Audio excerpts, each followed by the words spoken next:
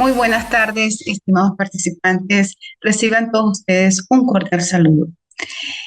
Vamos a dar inicio al tema o bloque temático número 3, que corresponde al encuentro del día de hoy. En esta asignatura, pues hemos dividido esta unidad curricular en 4 bloques temáticos. Entonces, bueno, en el día de hoy vamos a trabajar en el bloque temático número 3, que corresponde, que corresponde a la unidad número 3 o bloque temático número 3 titulado La matemática clásica. Bueno, ya quería felicitarlos a todos ustedes, los 4, pues ya han subido a la herramienta tarea la actividad número 1 y la actividad número 2. Ya les debo recordar que para el próximo encuentro síncrono, que es el día 26 de julio, pues ya ustedes deben estar culminando la elaboración del ensayo. Ya Josué y Jorge pues me lo han enviado y allí recibieron la retroalimentación de ese gran trabajo que estuvo bastante detallado, bien sustentado eh, teóricamente, con una gran fundamentación de autores. Entonces, déjame felicitarlos por allí. Eh, Hoy iniciamos el bloque temático con la unidad número 3 titulada La matemática clásica. Recuerden ustedes que en esta unidad curricular titulada Historia de la Matemática, hemos venido desarrollando cómo se ha llevado a cabo esa historia de la matemática por las diferentes etapas, por las diferentes fases que ha desarrollado la historia de la matemática. En el día de hoy voy a puntualizar algunos aspectos muy importantes y bastante precisos de cómo se llevó a cabo la matemática clásica durante los siglos 500 antes de Cristo, en la matemática, cómo fue esa matemática clásica en la época de Japón, cómo fue esa matemática en la India clásica hacia aquellos años 400, 1600 y cómo se llevó a cabo esa matemática islámica hacia los años 800 y 1500. Entonces, como ya ustedes con el trabajo que han venido realizando, que han venido desarrollando, pueden visualizar que durante esas épocas clásicas, pues la matemática ha tenido un desarrollo bastante significativo. Y gracias a todos esos aportes que han contribuido los visionarios, los filósofos matemáticos de la antigua Grecia. Eh, Quiero también detallar en este espacio qué son o cómo se llevó a cabo esa matemática clásica. ¿En qué consiste realmente esa matemática clásica? La matemática clásica no es más sino todo ese conglomerado, todo ese conjunto de conceptos, de teoremas, de métodos matemáticos que fueron desarrollados desde la antigüedad hasta nuestra época moderna. Esta matemática clásica se basa en todas aquellas obras que fueron desarrolladas por grandes matemáticos, grandes visionarios, filósofos, como fue Euclides, Pitágoras, Arquímedes, entre otros que, bueno, otros filósofos clásicos que no detallo en este momento. También quiero resaltar que en esta época clásica de la matemática grandes temas como fue, o abarcó grandes temas como fue el álgebra, la geometría, la trigonometría y la aritmética. De manera que todas estas contribuciones a todas estas ramas de la matemática han sido muy precisas, han sido muy significativas y por supuesto pues muy fundamentales para llevar a cabo el desarrollo de la ciencia, la tecnología y por supuesto que han sido las bases en las cuales se ha sentado muchísimos, pero bueno, yo diría que la gran cantidad de conceptos matemáticos y por supuesto pues sus fundamentaciones en las teorías científicas modernas. Entonces, la matemática clásica ha dado pie para ser aplicada en diferentes áreas del conocimiento, como es la física, la ingeniería, la economía, las ciencias sociales y la astronomía, entre otras. Quiero también precisar que en esa época clásica de la matemática, en el siglo V antes de Cristo y siglo III antes de Cristo, pues fue cuando se llevó a cabo la geometría euclidiana. Y por supuesto, la teoría de los números de este gran filósofo como fue Platón y por supuesto todos esos discípulos, incluyendo a Euclides. En esta época, pues también se destacó el gran matemático Arquímedes, quien hizo bastantes contribuciones muy importantes a los avances tanto a la geometría como a la física. También resalto que para esta época de la matemática clásica, también la matemática clásica china en aquellos siglos 5 antes de Cristo y 1300 después de Cristo, se desarrolló especialmente la rama de la aritmética y la geometría, donde allí se incorporó, se incluyó el teorema de Pitágoras, se incorporó también la teoría de números, se incorporaron las ecuaciones diofánticas, perdón, diofánticas, sí. Y también se destacó el uso fue de gran importancia para esa época, el uso del ábaco. Y por supuesto, pues hubo una invención, un descubrimiento de un conglomerado de fórmulas que fueron más que todas aproximadas al cálculo del- de la letra griega pi. Y por supuesto que todo esto pues contribuye a grandes avances, donde fue también la representación de los números positivos y de los números negativos que fueron representados en varillas que hoy día pues son conocidos como varillas de cálculo y todavía pues se están utilizando en algunos lugares, en algunos espacios que son muy llevados a cabo sobre todo en la etapa primaria. También para esta época se desarrollaron grandes técnicas que fueron consideradas para los sistemas de ecuaciones lineales y para las ecuaciones cuadráticas. Entonces, fíjense ustedes que hubo una excelente contribución, una excelente eh,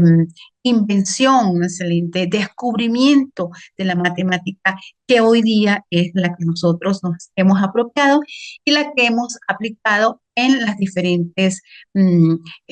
profesiones relacionadas con la matemática de la época clásica. También debo resaltar que en la matemática de la India clásica, hacia aquellos años 400, 1600, pues hubo desarrollos importantes en la aritmética, en la geometría, en la invención del cero y todo ese sistema de numeración que comprendió las series numéricas, las fórmulas trigonométricas y, por supuesto, la geometría. Entonces, acá, en esa época de la India clásica, cabe resaltar el, el matemático más importante de esa época, como fue Aryabhata. Este filósofo matemático fue aquel que incorporó el concepto del seno y el uso de de todos estos elementos de la trigonometría para resolver los problemas astronómicos. En la época de la matemática del Japón también hubo importantes contribuciones a la matemática. Allí pues se destacó grandes trabajos matemáticas en el periodo que fue político denominado periodo Edo, que fue el periodo comprendido entre los años 1603 y 1868. En esta época o en este periodo, pues se llevaron a cabo diferentes técnicas que fueron muy comprometidas con la teoría de los números y la teoría de la geometría. También hubo un auge para la aplicación de la aritmética, donde se centró allí en los números y en todos los cálculos que correspondía a estos signos. Por supuesto que haciendo uso de métodos para el cálculo mental y para el uso del ábaco, que fue, bueno, la estrategia que muy utilizada por los clásicos para realizar y para llevar a cabo todos esos diferentes procedimientos, todas esas diferentes operaciones aritméticas. Eh, También es significativo señalar en esta época de la matemática clásica los aportes, las contribuciones que hicieron en la matemática islámica, que fue hacia los años 800 y 1500. En esta época de la matemática islámica también pues, hubo contribuciones muy importantes y significativas tanto al álgebra como a la aritmética, a la trigonometría y a la astronomía. De manera que en esta rama se incluyó mucho la invención del álgebra moderna.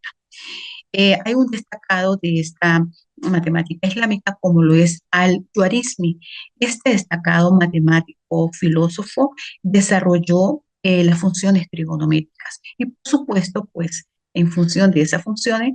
fue estudió todo lo relacionado con la rama de la astronomía, del sistema planetario. Entonces, también cabe resaltar que uno de los matemáticos más importantes de esta época islámica fue el filósofo matemático Al-Khwarizmi, quien escribió para aquel entonces un libro que es muy famoso relacionado con el álgebra y tuvo gran influencia, por supuesto, en la matemática europea, para que utilizaron los matemáticos en esa época. Quiero también señalar en este espacio algunas características importantes y que las he considerado resaltantes en el periodo Edo, tanto en Japón y la definición de este periodo. En ese periodo Edo, que fue un periodo político que fue comprendido, como lo dije anteriormente, en los años 1603 y 1868, pues fue un periodo más que todo de estabilidad política, como el centro pues, de la cultura japonesa. Y durante esta época, pues se llevó a cabo un sistema educativo que se basaba más que todo en la enseñanza de la matemática y por supuesto, pues allí se tomó en consideración otras disciplinas. En esta época del periodo Edo, pues también hicieron grandes contribuciones y muy significativas e importantes esos grandes matemáticos en cuanto al área de la teoría de números, que acá lo quiero resaltar, y la geometría donde acá se incluyó toda esa elaboración de manera manual y todos aquellos tratados que fueron considerados y que fueron estudiados sobre las técnicas del ábaco y, por supuesto, para llevar a cabo ese proceso de la resolución de los problemas matemáticos. Para esa época del periodo Edo, también cabe señalar que uno de los grandes matemáticos destacados de esa época del periodo Edo fue Seki Takakasu, bueno, me cuesta mucho pronunciarlo, y fue uno de los matemáticos muy considerados que fue el fundador pues de la escuela de las ecuaciones algebraicas. Entonces, bueno, hay que tener en consideración que fue en ese periodo donde se iniciaron por primera vez las ecuaciones algebraicas, considerado por este filósofo y matemático griego, perdón, clásico. En esta época, pues seguimos avanzando con algunos visionarios también muy conocidos japoneses, como está este matemático Seki Takakutsu. Este matemático descubrió también una infinidad de métodos para resolver las ecuaciones algebraicas. Y por supuesto que todos se apoyaron en esa aplicación, en ese descubrimiento, en esa inventiva de los métodos para resolver ecuaciones algebraicas que los japoneses tuvieron, fueron incrementando y fueron ampliando ese proceso de acuerdo con los criterios de los nuevos matemáticos que fueron surgiendo para esa época y todas estas técnicas que fue creada por este gran matemático pues fueron utilizadas para seguir avanzando en el desarrollo de las ecuaciones de grado superior al tercero. Eh, en los trabajos matemáticos de esta época, pues como lo he venido diciendo, fueron muy significativos para la historia de la matemática y bueno, es donde, de acuerdo con esa revisión densa de la literatura sobre cómo se ha llevado, cómo se ha desarrollado la matemática, Pues estas técnicas que se las debemos a los griegos, son hoy día muy consideradas porque fueron las que sentaron las bases, fueron los cimientos para seguir avanzando en cuanto a la matemática, sobre todo en Japón y bueno, en otros lugares del mundo. Entonces, noten ustedes que muchas de estas ideas que son tomadas de estos matemáticos griegos, japoneses, islámicos, son las técnicas que hemos venido utilizando durante todas esas etapas, durante todo ese desarrollo que se ha venido gestando en la enseñanza de la matemática hoy día.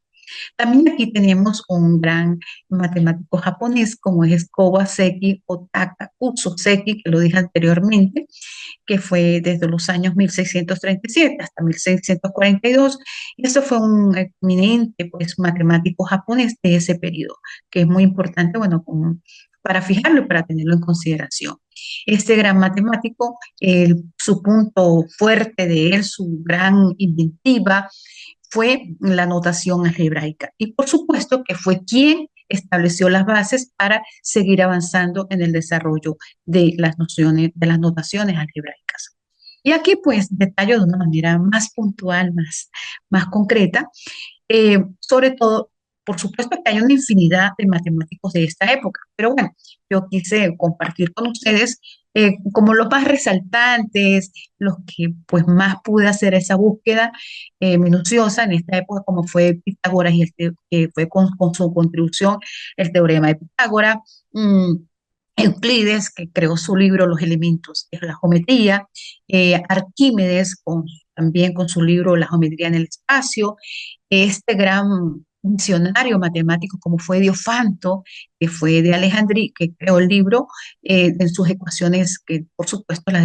denominó de acuerdo con su nombre, que fueron las ecuaciones diofánticas. Y está Fermat, que todavía nosotros en el cálculo lo utilizamos mucho, que es Fermat y su teorema sobre la teoría de los números primos de la forma 4n más 1. Él fue el creador, él fue el inventor de ese teorema. Entonces, noten ustedes que podemos hablar en esta época de cuáles han sido las principales ramas que hasta hoy día pues las seguimos manejando y que provienen de esa etapa clásica en la matemática, como lo es la geometría y su relación, por supuesto, con la medida y las formas de las figuras, que fue Euclides. Luego, pues tenemos la otra rama que se desprende de la matemática, como fue la aritmética y todo ese conjunto de operaciones que se incluyeron los números, tanto enteros como fraccionarios y racionales para esta época. Y por supuesto, pues la otra rama que se desprende de la matemática,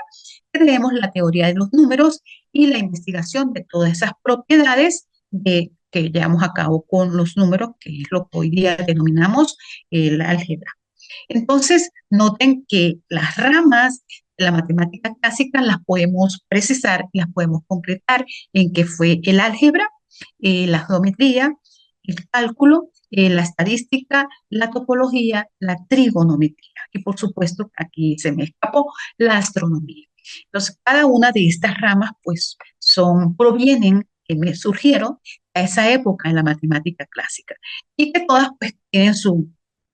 propio objetivo general y que nos permite a nosotros explorar y tomar en consideración aspectos y teorías que vamos relacionando con cada una de estas ramas de acuerdo con la conceptualización de la matemática. También en la matemática clásica podemos ya concretar de una manera más general que se basó en principios y conceptos fundamentales. ¿Cuáles fueron esos principios y conceptos fundamentales que podemos retomar de esos matemáticos clásicos? Está el método deductivo y, por supuesto, el uso en las demostraciones. Nosotros siempre le preguntamos a los estudiantes, ¿cuál es el método matemático que utiliza la matemática? Siempre va a ser el deductivo, porque nosotros partimos de todas esas conceptualizaciones generales para llegar a concretar en una fórmula, en, qué sé yo, a partir de algo general para llegar a algo particular, que lo concretamos desde una gran demostración hasta llegar a una fórmula, qué sé yo, la construcción de un modelo matemático. También hay principios que se desprenden de esa matemática clásica, como lo fue el razonamiento lógico en la resolución de problemas, donde hacemos uso de todos esos procesos cognitivos del ser humano, como es el conocer, como es el analizar, el comprender, el sintetizar, y que finalmente pues llegamos a cabo a esa reflexión. También los principios, entre uno de los principios muy importantes que se deducen de acá, son las nociones básicas que nos hemos venido incorporando de álgebra y, por supuesto, todo ese conglomerado de expresiones algebraicas,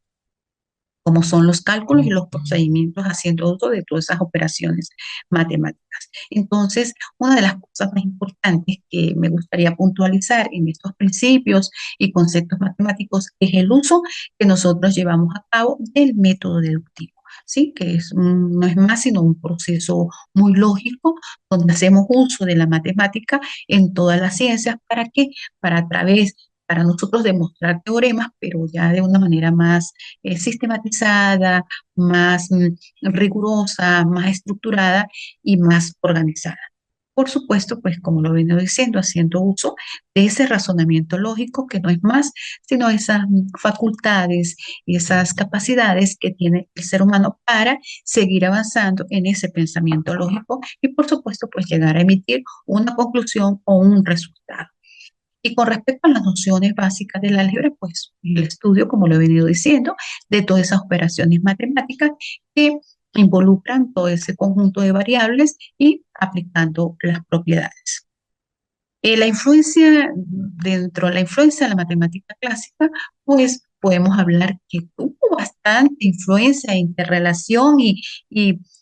incorporación, penetración, diría yo, en el desarrollo de la ciencia y la tecnología, porque a través de ello, de esta penetración de la matemática, podemos construir grandes modelos matemáticos. Tuvo gran influencia también en las teorías matemáticas de todas las ciencias modernas. También esta matemática clásica ha tenido bastante influencia en las aplicaciones de áreas como la física, la economía y en las ciencias sociales. Entonces, la matemática clásica de verdad que sentó las bases para elaborar grandes modelos matemáticos que hoy día lo utilizamos, la ingeniería lo utiliza, los, los contadores lo utilizan, entonces ha tenido un auge y una aplicación muy importante que la utilizamos para desarrollar grandes inventos y, por supuesto, para involucrarnos para involucrarla en situaciones tecnológicas, es aplicada en todas las áreas de la ciencia, en todas las áreas de la tecnología, que nos permite modelar, nos permite analizar y también pues, nos permite hacer esos cálculos para poder predecir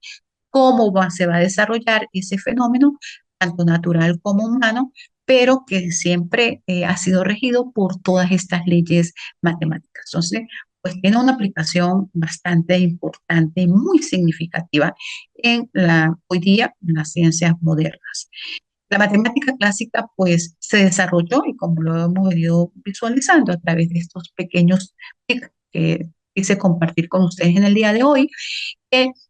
los grandes aportes de esos griegos, pues puntualicé tres importantes, como fue Euclides con el desarrollo de la geometría, donde, bueno, él eh, creó, fue el gran visionario de la geometría en esa época clásica, con el libro de los conceptos fundamentales que fue definido por él, denominado por él los elementos. Arquímedes también fue un gran matemático griego que fue conocido por sus importantes aportaciones en cuanto a la física y toda esa época clásica. Y también Diofanto, que hizo una gran contribución al álgebra, fue uno de los grandes mentores fundamentales para el álgebra clásica y fue el creador del método para la resolución de los problemas que hoy día es conocida como la regla de la falsa posición. Entonces, este gran matemático pues dejó bastante conocimiento y bastante semilla, digo yo, bastante huella. Y estos fueron los grandes matemáticos que hicieron contribuciones en esta época clásica, que fue los que yo estoy mencionando, pero pues hay, entre otros,